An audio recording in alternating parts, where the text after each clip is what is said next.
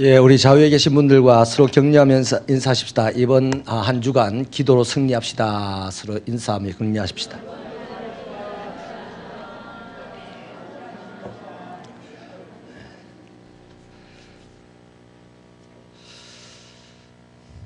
우리가 세상에서 할 수 있는 것은 돈이 있어서 큰 일을 하겠습니까? 권력이 있어서 큰 일을 하겠습니까? 배운 것이 많아서 큰 일을 하겠습니까? 세상의 사람들이 문제를 해결할 수 있는 방법은, 능력은 아무것도 없어도 하나님을 움직이는 힘은 있는 사람들인 줄로 믿습니다. 기도하는 사람의 그 기도에 하나님은 쉬지 못하시고 일을 하시는 분이 하나님이십니다.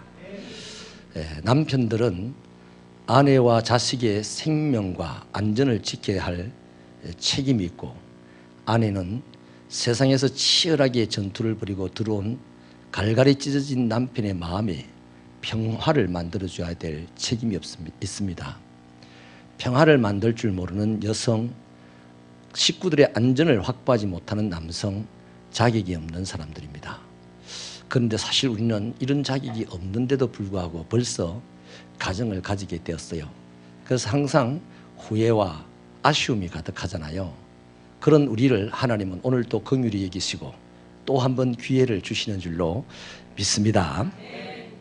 오늘은요, 한번 따라하겠습니다. 메시아는 통치자다. 그 말은 뭘 지금 요구하려고 하는 말일까요? 하나님 메시아의 다스림을 잘 받아라는 얘기죠. 내가 메시아를 나의 통치자입니다 이러놓고 주님이 하시는 말에 대해서 귀를 후비면서 못 들은 척 한다든지, 됐어요 한다든지, 나는 당신과 뜻이 달라요 한다든지, 이러는 사람은 솔직히 입술로만 메시아를 통치자라고 고백을 하는 거지, 29장의 말씀처럼 저희들이 입으로는 나를 시인하나 마음으로는 나와 거리가 참 먼 사람들이라고 주님이 평가한 바로 그 사람, 선한 그리스도인이 되지 못하는 사람인 줄로 믿습니다. 우리 새벽교회 성도 여러분, 메시아는 우리가 인정하든 하지 않든 이 땅의 통치자입니다. 그 통치자의 다스림 속에 들어가는 사람은 어떤 상황에서든지 행복을 창출해내는 능력자가 될 것이고, 그 통치 밖에 있으려고 애를 쓰는 사람, 우선 편하고 싶어서, 우선 간섭받고 싶지 않아서, 우선 내 방식대로 살고 싶어서 그의 통치 밖에 있으려고 하면 그 사람은 그만큼 세상살이가 화려한 것 같으나 캄캄하고 어두운 인생이 될 수밖에 없는 것입니다.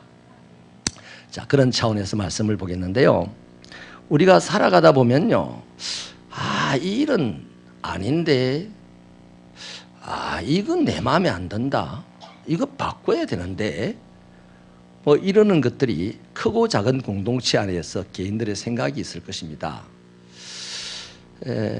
심지어 한 나라를 볼 때요, 이거 아니야 라고 오늘도 지금 국정교과서 문제로 난리가 일어나고 있는데요, 그게 바른지 그런지 알면 누가 잘 알겠습니까?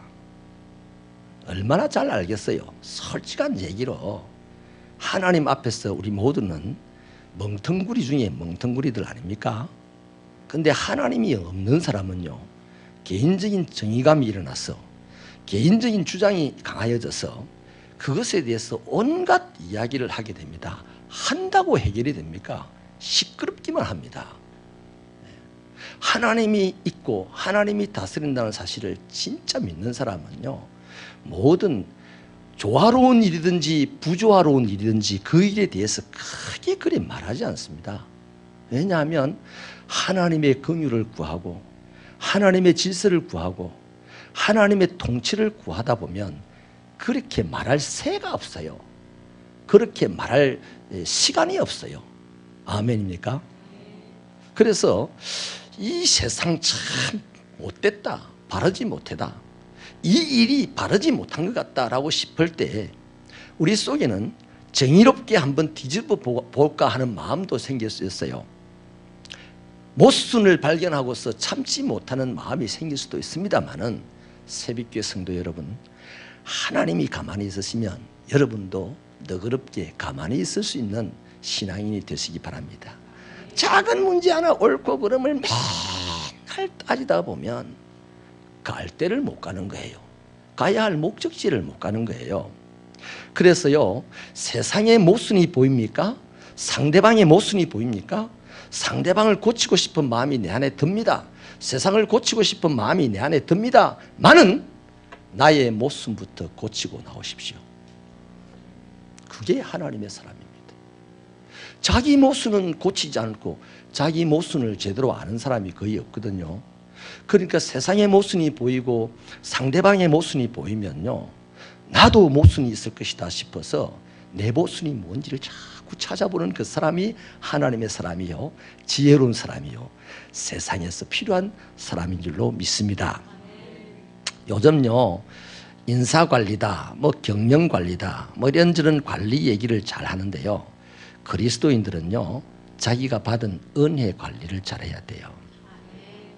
뭐 그런 거 좀 못해도요, 세상에 잘하는 사람이 많기 때문에 그런 분들한테 맡기고 나는 먼저 받은 은혜의 관리를 먼저 잘해야 합니다. 사실 제일 중요한 게 은혜거든요. 받은 은혜를 토해버리면요, 그 속은 다시 악하여져서 그 다음부터 나오는 것은 세상 사람들이 더럽다 하는 것만 나오거든요. 아멘입니까? 그래서 우리 이렇게 한번 따라서 고백을 해보십시다. 하나님, 저의 저된 것은 하나님의 은혜입니다. 지금 나는 하나님의 은혜로 서 있습니다. 지금 나는 하나님의 은혜로 이렇게 되었습니다 라고 고백을 한다면 이제 더욱 은혜 위에 더 은혜를 달라고 하나님께 구하는 것 말고는 특별히 다른 거 없을 겁니다. 네. 아멘입니까? 그래서 주님, 내가 지금 이렇게 된 것은 주님의 은혜입니다 라고 고백했다면 내일도 살아야 되니 주님, 이 은혜 위에 또 은혜를 주시옵소서. 그래서 은혜를 조금씩 더 받아서 나중에는요, 그 은혜가 넘쳐 흘러가지고 사람들에게도 나누어지는, 돈도 나눌 것도 없고 지식도 나눌 것도 없는데 은혜라도 좀 나누고 살아야 안 되겠습니까? 네? 그 얼마나 아름답겠어요. 돈이 많아서 돈을 나누는 것은 당연한 거니까 그러려니 할 겁니다. 지식이 많아서 지식을 나누는 것은 당연하니까 그러려니 할 겁니다. 그런데요, 세상 사람들은요, 제일 필요로 하는 것이 은혜거든요. 말 한마디에, 눈빛 하나에, 행동 하나에도 은혜를 지금 필요로 한다고요. 그러면요, 됐습니다. 어떤 거지 앞을 지나가던 사람이 미안해가지고 돌아와서 죄송합니다 형제님, 내가 형제님에게 드릴 돈이 없습니다. 정말 미안해요. 그렇게 말을 하고 갔더니 그 거지가 절을 하면서 감사합니다. 아니 뭐가 감사합니까? 제가 태어나서 여태까지 형제라는 소리를 들어본 적이 없는데 선생님은 나에게 형제라고 하시는군요. 그 말 한마디 은혜로운 말 아닙니까?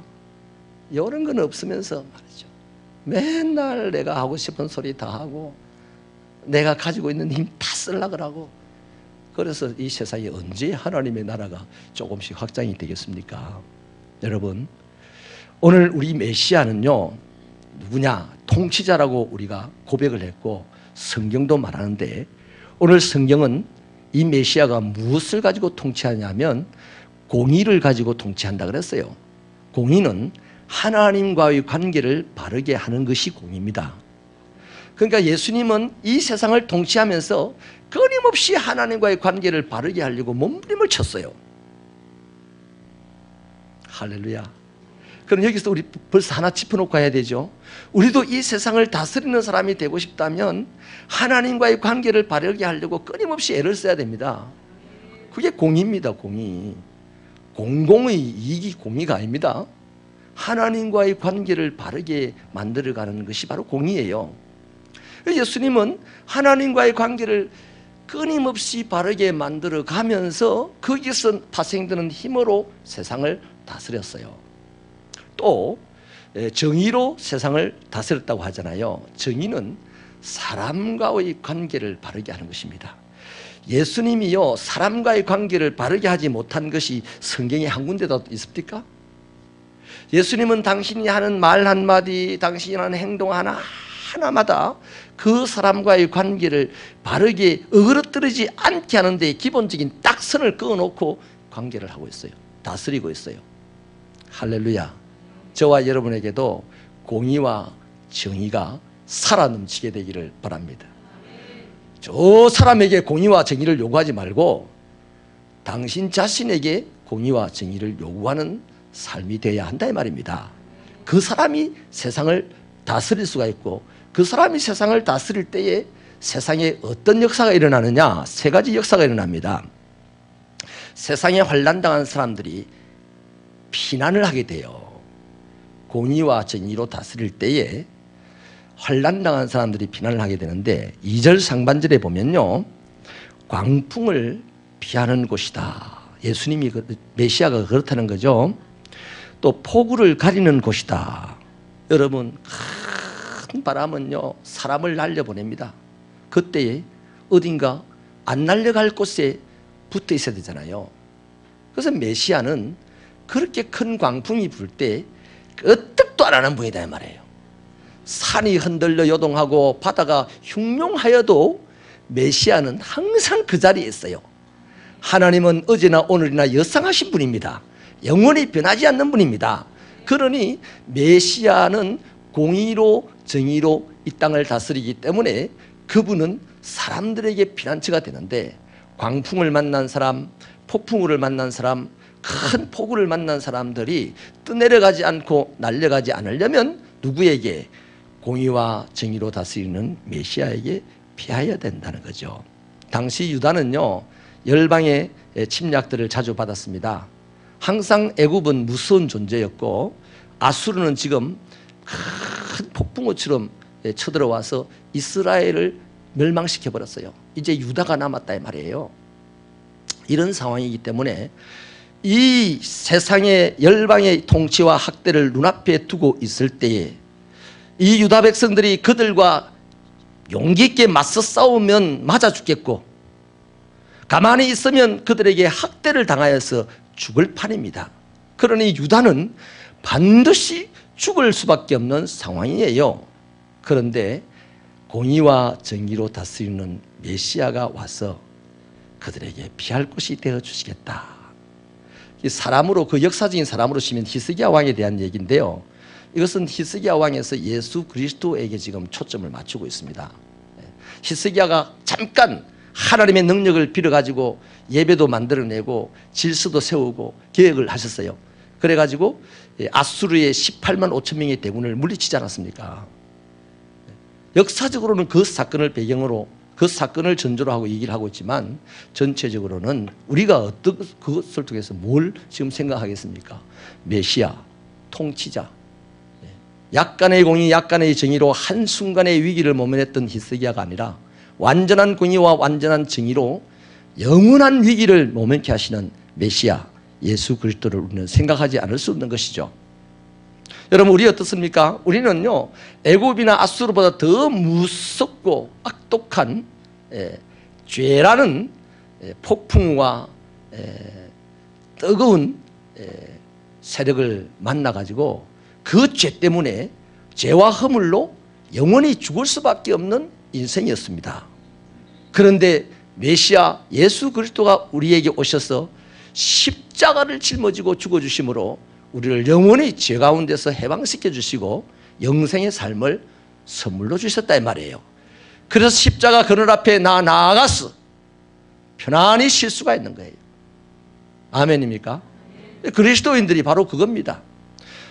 저 유다 사람들은 애굽이나 아수르에 의해서 맨날 학대당하고 고통받고 죽을 수밖에 없는 상황인데 공의와 정의로 다스리려고 노력했던 히스기야라는 한순간의 왕을 통해서 한순간 위기를 모면했다 이 말이에요.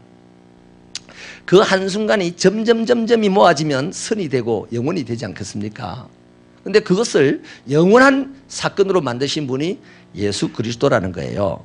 그래서 주님은 이 십자가의 권능으로 저와 여러분을 천국 가기까지 보호하시고 인도하여 주십니다. 그래서 시편 46편 1절은 하나님은 우리의 피난처시요 힘이시다. 환난 중에 만날 큰 도움이라 했습니다. 그러니 여러분, 이것을 잊지 않아야 됩니다. 예수 그리스도 메시아는 통치자다. 이 통치 속에 들어가면 우리는 피난을 하게 된다. 다시 말하면 안전하게 된다는 얘기예요. 두 번째는 메시아는 통치를 할 때 우리에게 어떤 혜택이 오느냐? 쉼을 얻게 되는 혜택이 옵니다. 2절 하반절에 보면 마른 땅에 냇물 같고 곤비한 땅에 큰 바위 그늘 같다 합니다. 여러분, 갈증 날 때 물 한 잔은 우리를 그렇게 시원하게 하잖아요. 또 큰 무더위가 있을 때에 엄청나게 큰 바위 그늘 안에 들어가면 우리는 유쾌하게 됩니다. 목마른 날 물 한 잔과 무더운 날 바위 그늘은요, 그 속에 들어가는 사람을 유쾌하게 만듭니다. 여러분, 쉬어도 쉬는 것 같지 않는 사람이 있고요, 잠깐 쉬어도 푹 쉬는 사람이 있지 않습니까? 유쾌한 사람은 푹 쉴 수 있어요. 하룻밤 8시간을 꼬박 잠을 잤는데 어떤 사람은 선잠 잤다 그러고, 어떤 사람은 4시간 잠을 잤는데 아우 잠을 잘 잤다 그럽니다. 우리들에게 잠을 주시는 하나님의 평강이 있게 되기를 축원합니다. 그래서요, 이런 차원에서 보면 요한복음 7장 37절부터 39절의 내용이요, 기가 막힙니다. 나를 믿는 자는 그 배에 생수의 강이 흘러 넘치리라. 예수 그리스도를 믿는다는 말은 뭐냐면, 여러분 정확하게 아시기 바랍니다. 예수 그리스도의 다스림을 받는다는 겁니다. 주여 믿습니다 믿습니다 믿습니다 많이 했는데 우리 늘 허덕거리잖아요. 허기지잖아요. 왜 그럴까요? 믿기는 하는데 다스림을 안 받으려고 그러는 거예요. 깝깝해. 다스림을 받으려니까요 깝깝합니다. 그런데 깝깝해도 다스림을 받으면요, 아 이게요 정말로 행복해지고 편안해지고 유쾌해지는 거예요. 좋은 예가 변화산에 올라갔던 세 제자 아닙니까? 하루 종일 예수님의 심부름을 하고 있었으니 얼마나 피곤했겠어요. 그런데 예수님은 저녁 잡수고 또 산에 올라가는 거예요. 뭐 가자 했는지 말았는지 모르겠지만 아무튼 12제자 중에 3제자가 따라 나섰는데 절대 따라가고 싶었던 사람 아닙니다. 그 성경의 내용을 보면 따라갔던 제자들이 산에 도착하는 순간 바로 잠이 들어버렸어요. 그러니까 예수님이 기도하러 간다는데 나도 기도해야지 하고 따라간 사람은 아니라 이 말이에요. 어쩔 수 없이 따라간 거예요. 그랬는데 거기 따라가서 기도 현장에 있다가 그들은요 어떤 광경을 봅니까?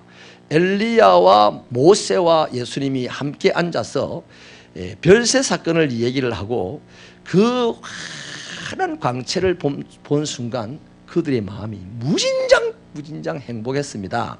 얼마나 행복했으면 예수님에게 우리가 이곳에 초막셋을 짓겠으니 주님 영원히 사십시다. 하나는 주님을 위하여, 하나는 엘리야를 위하여, 하나는 모세를 위하여. 저거는 밤새도록 지금 이슬 맞고 고생했는데 어디서 자고요? 주님 괜찮습니다. 우리는 이슬마다도 좋고요, 돌을 베개 삼아 자도 좋사오니 주님과 함께 이곳에만 있으면 좋겠습니다. 그 피곤하고 힘든 상황을 그렇게 유쾌하게 받아들이잖아요. 그런데 9 제자들은요 어쨌든 예수님 안 따라가고 오늘 축복받았어요. 그죠? 그 밤에 밤기도 안 가는 그 축복을 받았어요. 한번 쉬어보겠다. 잘됐다. 아이고, 천만다행이네. 그러면서 좀 쉬려고 했을까요? 오락을 좀 즐기고자 했을까요? 아무튼 뭘 하려고 했는지 모르겠지만 한마디로 쉬고 싶은 마음은 간절했고 그 마음대로 되기를 바랐을 겁니다. 그런데 됐나요? 조금 있으니까 자리 한번 깔라 그러는데 밖에서 귀신 들리나 하나를 데리고 아저씨가 찾아옵니다. 그래서 밤새도록 귀신을 쫓아냈는데요, 잠 한숨 못 자고 다음날 아침에요 그 귀신 들린 애 아버지가 또 처음에는요 아유 좀 도와주세요 하시다가 나중에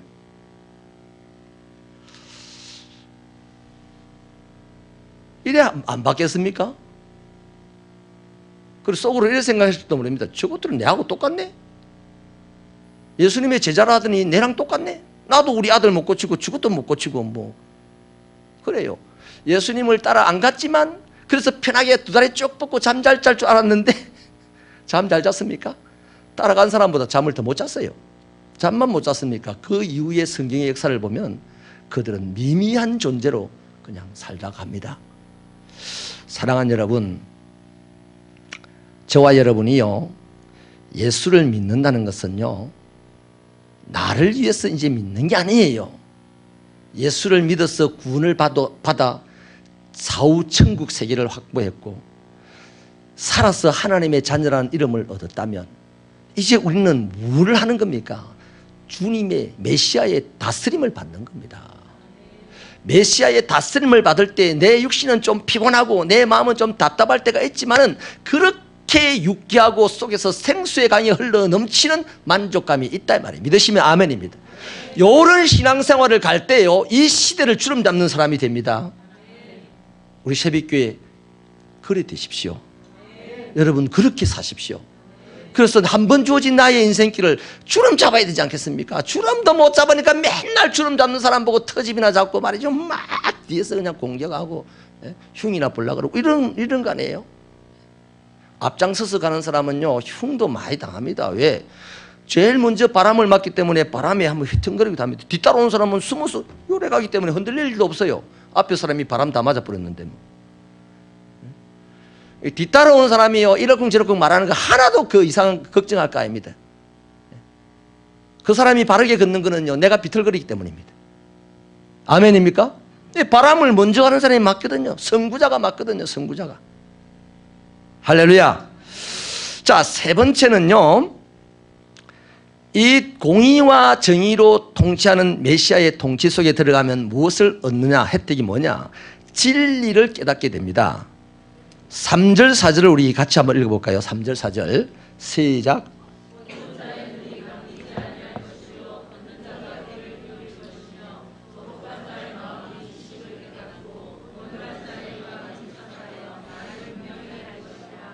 아멘.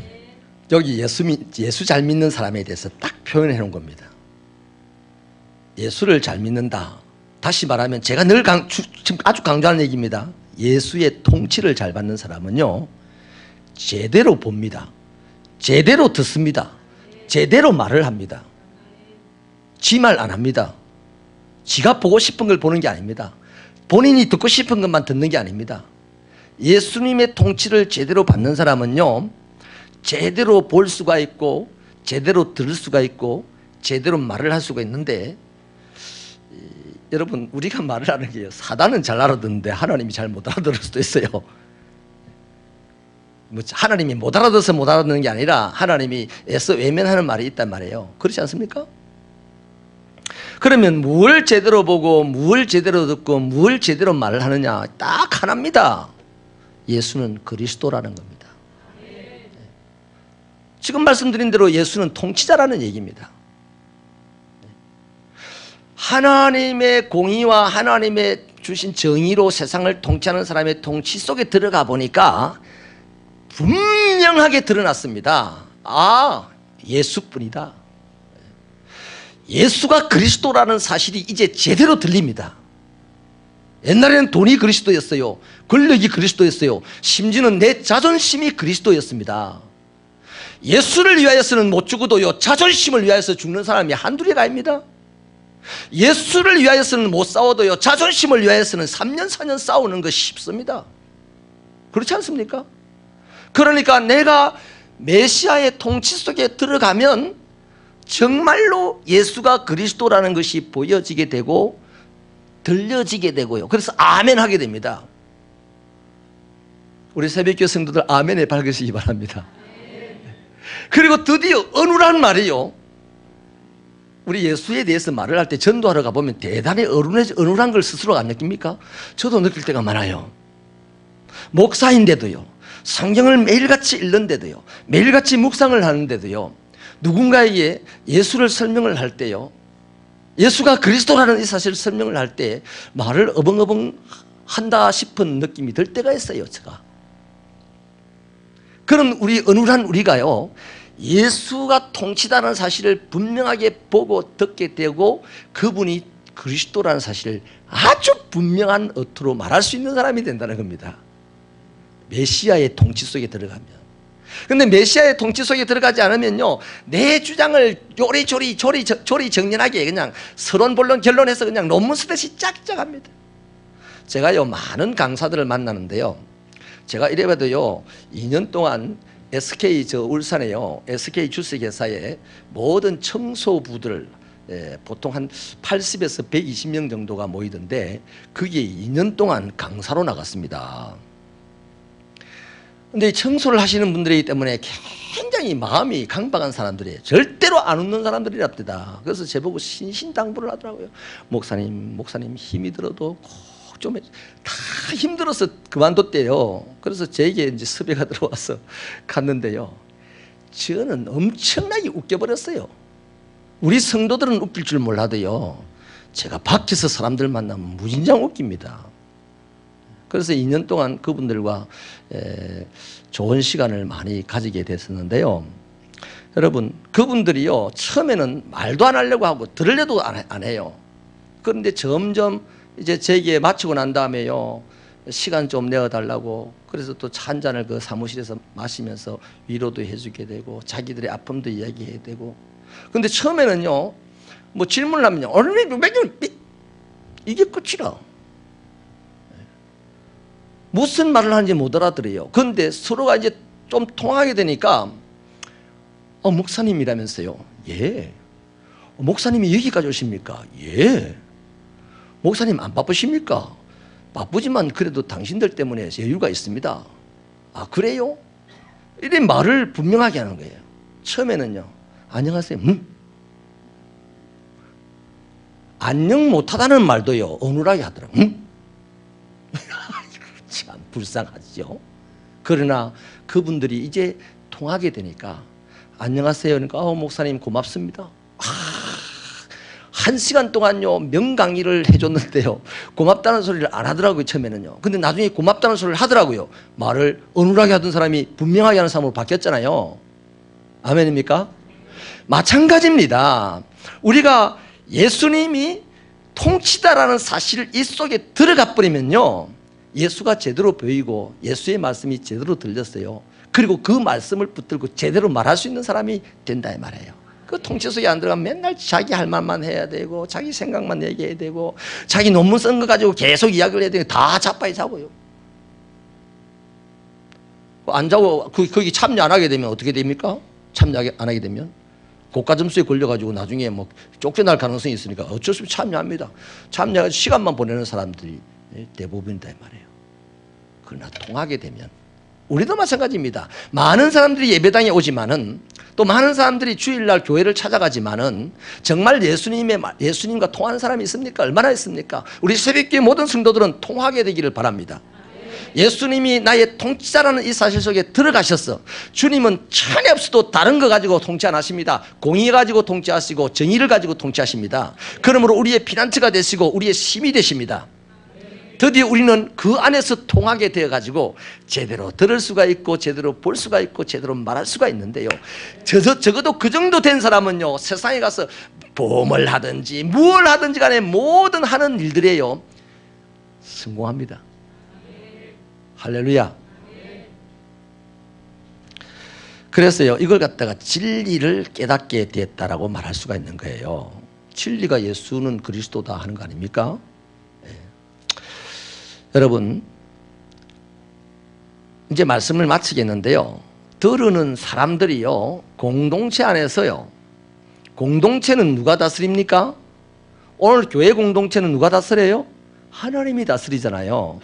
이것이 점점 퍼져가서 이 대한민국이 하나님의 나라가 되면 하나님의 나라인 이 공동체를 누가 다스리죠? 하나님이 다스리는 거예요. 그런데 아직까지 이 교회 공동체가 하나님의 다스리는 이 나라인 교회 공동체가 왕성한 힘을 발휘하여서 전 세계, 대한민국 전체를 커버하는 정도가 못 됐기 때문에 대한민국은 신학적으로는 하나님이 다스리는 나라지만 현실적으로는 대통령이 다스리는 나라인 거예요. 그러니까 대통령은 자기 마음대로 다스릴 수밖에 없는 거 아니겠어요? 자기가 예수와 통하면 예수의 능력으로 다스리겠는데 예수와 안 통하면 자기 방식으로 다스리는 겁니다. 그러므로 오늘 교회 안에도요, 교회 공동체 안에도요, 이것이요 적용이 될 수 있는데요, 예수와 통하지 않게 되기 때문에 자꾸만 자기 방식대로 말하고 살려고 합니다. 예수와 통하게 되면요, 오직 뭐만 말하려고 하냐면 예수가 그리스도라는 사실에 입각하여서 말을 하려고 합니다. 그러니까요, 주님이 말씀하시기를 최대한 기다리려고 애를 쓰고요. 주님이 역사하시기를 보기 위해서 주여 내가 말을 하면 딱 고쳐지겠는데 주님 나는 주님께서 하시도록 기다리겠습니다. 이러면 벌써 평화가 만들어지는 거예요. 내 안에서부터 평화가 오는 거 아닙니까? 여러분 말 안 듣는 사람을 자꾸 말 들으라고 말을 해보십시오. 말 안 듣는 사람은 별로 모릅니다. 그냥 두 다리 뻗고 잡니다. 구중 한 번 듣고. 그런데 구중하는 나의 입장에서는요, 그 사람이 바르게 될 때까지 잠 못 자는 아픔을 당하는 거거든요. 뭐라고 이런 고생을 해야 됩니까? 예수 믿는 사람이. 따라합시다. 하나님께서 성전에 계시니 만민은 잠잠할지어다.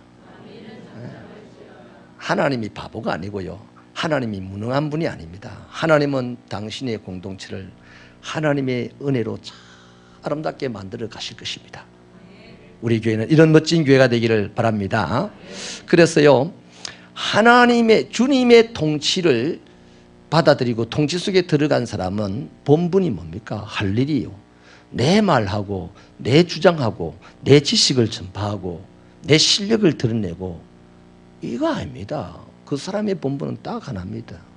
나 맡은 본분은 구주를 높이고 문 영혼을 살리는 것이 그 사람이 할 일이죠. 근데 구주는 높이지 않습니다. 내 실력을 지금 높이는데, 내 능력을 높이는데, 내 실력 높이고 내 능력 높였다고 천하에 어느 누가 예수 믿는 사람이 있겠습니까? 다 오히려 치를 뜰 뿐입니다. 그러나 내가 좀 바보 소리를 듣고 내가 좀 미련하다는 소리를 들어도 내가 그리스도의 통치 안에 들어간 사람임으로 말미암아 주님만을 높이려고 참아보고 기다려보고 말도 가려보고 이렇게 하면 문 영혼이 살아나는 축복의 역사가 있는데 그게 뭡니까? 우리 8절을 읽어보십시다. 8절 시작.